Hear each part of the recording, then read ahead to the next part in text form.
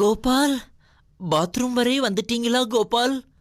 லதா, நாம 2 பேரும் சேர்ந்து ஒரு குழந்தை பெத்துக்கலாமா? கோபால், நடக்காது.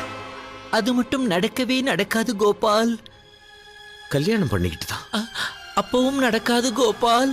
ஏன்? ஏன்னா அவரே போனதுக்கு அப்புறம் எதுக்காக வேஸ்டா ஒரு கர்ப்பப்பைன்னு அதை நான் தானம் செய்து விட்டேன் கோபால்.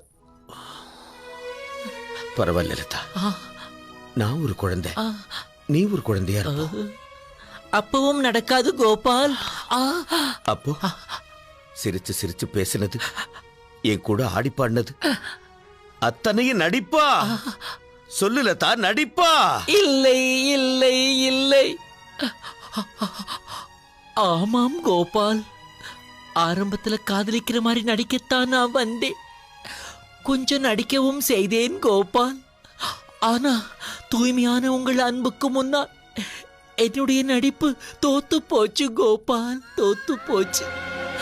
நான் எவ்வளவோ முயற்சி செய்தும் என்னால நடிக்க முடியலே கோபால், நடிக்க முடியலே.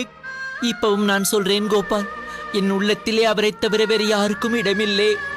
நீங்க வாங்கி தருகிற வீடுகள் பொருட்களை எல்லாம் நான் வச்சுக்கிறேன். ஆனா என்ன நீங்க வச்சுக்க முடியாது கோபால், வச்சுக்க முடியாது.